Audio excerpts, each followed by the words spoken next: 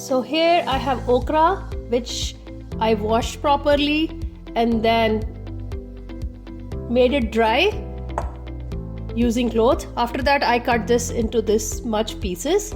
Make sure to cut both the edges from top and bottom, and then cut it this way. In this goes salt, like a teaspoon of salt, turmeric powder and some red chili powder.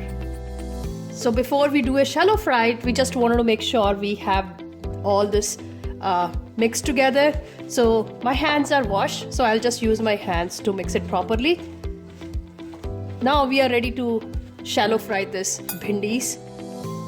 So pan is heated up here. I am going to use like 2 tablespoons of oil here because we are going to do shallow fry. So make sure to add little bit more oil than what you normally use. So let it heat up. Some people like to use mustard oil. You can go for that. I am just avoiding it because my husband does not like the taste of mustard oil here. So here goes bhindi. So we will cook it for another, I would say 5 to 10 minutes.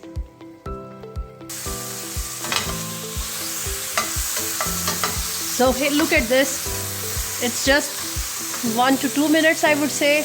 I'm just turning the sides. So don't worry about that it's sticking to the bottom, as I said in my earlier videos, because I use stainless steel utensils. If you are using non-stick, you should not be worried about. But I like to use stainless steel. That's the reason. Sometimes it sticks to the bottom, which is fine. So I'll just don't cover this with a lid. Let it cook on medium to slow flame for 5 to 10 minutes. So it's almost, I would say 10 to 12 minutes and bhindis are done. So I'm just going to take this in a plate. We don't want to overcook this because we have to cook this with the masala also.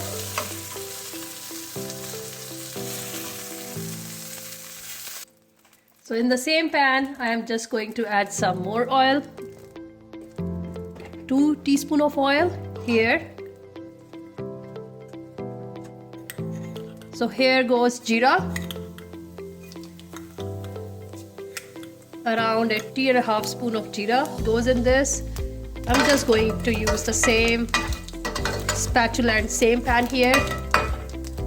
So let it splutter.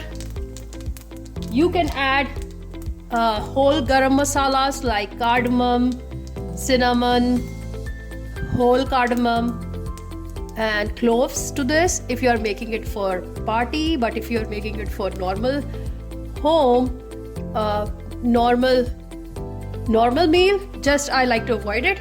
In this goes around 1 medium-sized onion finely chopped, ginger garlic finely chopped, around 4 cloves of garlic I have used, and then around ½ inch of ginger. So just mix it well, let it cook on medium flame until it's brown. So let's add some spices. So here goes some red Kashmiri chili powder, around ½ teaspoon of that, around ½ teaspoon of turmeric powder, around ½ teaspoon of cumin powder, salt on your taste. I'm going to add 1.25 teaspoons of salt here because I added some salt to my bhindis also. That's the reason I'm avoiding salt here. And here goes garam masala. Around ½ teaspoon of garam masala goes in here. Just mix it well. Onions are nicely done, onion, ginger and garlic. And here goes tomato puree. I have used like a big 1.5 tomatoes in here. I pureed it in a blender, chopper, whatever you have. I'll add some water to this, like a half cup of water. Here goes water.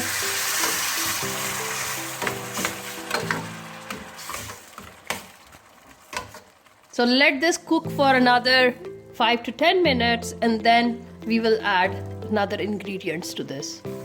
So look at this, tomatoes are nicely done.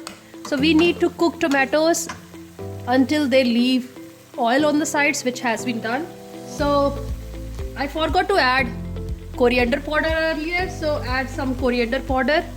This is a fresh coriander powder I made at home. So around half teaspoon of coriander powder and some red chili powder. I'm using just less than a half teaspoon of red chili powder. You can add green chilies, red chilies based on your taste.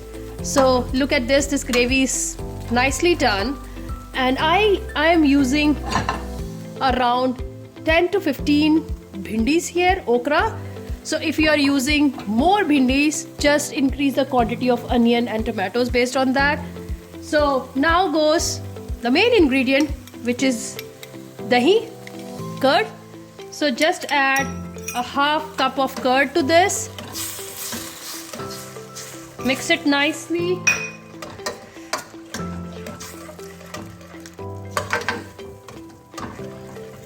I'll just add half cup of water to this. So nicely mix it. Use a whisk, whatever you like. And then in here goes, I use like half cup of curd. To this goes like a 1 cup of water here.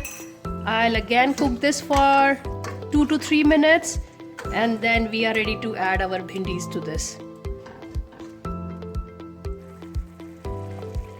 So to this goes bhindi, okra.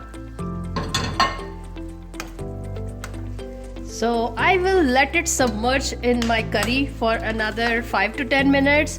Just lower the heat to medium and just cover this with a lid, and then we can check after 5 to 10 minutes. So look at this beauty. It's cooking from last 5 minutes, and isn't it looking beautiful? To this goes my last ingredient, which is kasuri methi.